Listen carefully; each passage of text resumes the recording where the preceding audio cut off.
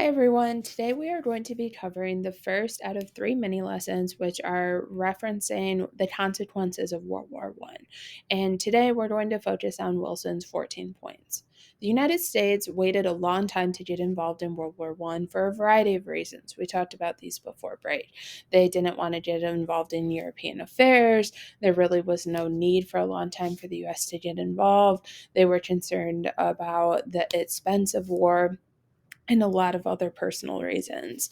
However, President Wilson also played a huge role in getting the US involved after he felt it was important for the US to kind of step up and become a part of the process of defending democracy.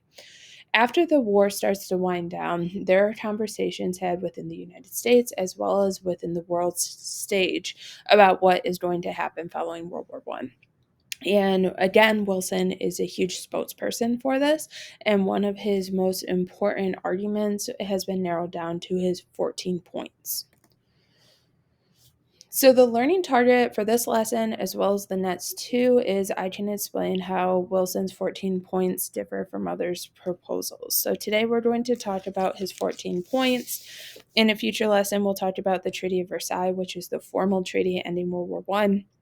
And then in the final lesson, we're going to talk about the creation of the League of Nations, which was the first international organization to exist, as well as the creation of new borders. So, just to give you a little bit of a refresher of what we talked about before break, the United States waited a long time to get involved in World War One. In April of 1917, Woodrow Wilson addressed Congress and formally stated that the United States should get involved in the war in a speech where he talked about how the United States needed to enter the war in order to promote world democracy. So, ever since the founding fathers had created the United States Constitution, there was kind of an unspoken responsibility for the United States to defend the freedoms and independence of individuals, not only within the country, but across the world.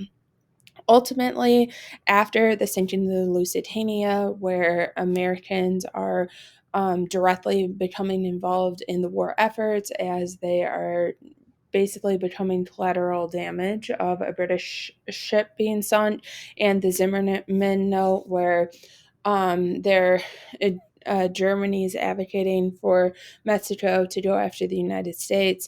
Wilson decides that in order for democracy to prevail, as well as in order for the United States to be protected, it was important for them to get involved in the war. Flash forward a little bit, and then we're going to look at the 14 points. So this was a speech presented on January 8th of 1918. So this would have been right at the tail of the war. Basically, the war was winding down, and they knew that ultimately both sides of the war were not going to fight much longer. Consequently, Wilson wanted to get ahead of the game and kind of make a determination, okay, the war is over. What consequences is the war going to have long term politically, in terms of territory and all that stuff? So, what he did was he created a team of 150 political scientists. These are people who study politics as well as policy within the United States and within other countries. And collectively, they created something called the 14 points. Ultimately, the goal of 14 points was to achieve world peace. So basically, figuring out a way that after this massive war where nearly every country had been involved in some way, being able to kind of make people come together and achieve peace, as well as formally ending World War One. One of the major topics they discussed was freedom of the seas and trade, and a lot of it was also focused on territory, which is somewhat related, but not exactly. So this takes us to the 14 points. So the 14 points literally included 14 different points that Wilson, as well as his committee of individuals, felt were important in order to achieve this world peace.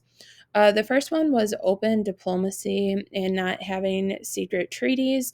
Obviously, it is not a stretch of the imagination to figure out how having secret treaties could lead to alliances and how alliances can lead to major conflict, as had happened in World War I.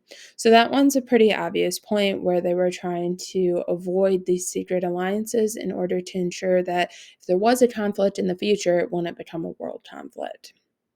A second one was economic free trade, both during war and peace. This was largely in a response to the sinking of the Lusitania, which was a British merchant ship. And basically, their argument was that no matter what's going on in the world, no matter what conflict's happening, the economy shouldn't suffer at the hands of it, and that they should be able to trade with other countries and not have to fear for the lives of those that are involved in trade. They talked about equal trade conditions between different countries, so not blocking specific countries from trading with others, a decrease in military equipment so that if there was a future conflict, it couldn't basically become such a massive conflict as had World War One. It talked a lot about adjusting colonial ownership in terms of who owned various territories that were located throughout the world. It stated that the Central Powers needed to be removed from Russia. It stated that Belgium needed to be evacuated and restored, meaning that they could run their own government. It talked about a return of various French territories. It talked about readjusting the Italian border. It talked about providing Austria Hungary with the opportunity for self determination instead of micromanaging their government. It talked about redrawing the borders in the Balkans and creating a Turkish state. It also created an independent country in Poland. But most importantly, it created the League of Nations, which we have a separate mini lesson on. Ultimately, the League of Nations represents the first international organization, which was a predecessor for the United Nations. President Wilson felt that it was important to create a formal organization in order for different countries to discuss issues that were impacting various countries or to settle debates before it escalated to the point of war or especially World War. The ironic part of it was that when these 14 points were presented to Congress and when the League of Nations was ultimately created, the United States never agreed to become a part of the League of Nations. Congress would never agree for it. So while the States is a part of the United Nations, they were never a member of the League of Nations.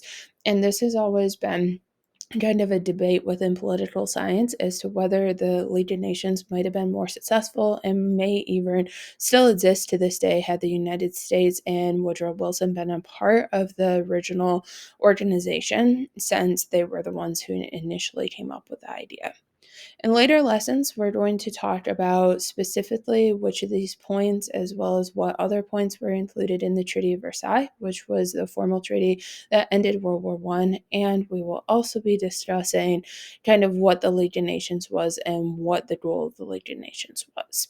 So this is just covering what Wilson wanted to happen. Some of it did happen, some of it didn't. But in the practice for today, you're going to have the opportunity to analyze a map that looks at the redrawing of the borders under the 14 points, as well as look at some of the other points that are included on the list and consider whether those would be advantageous to a country that had just finished a major world war.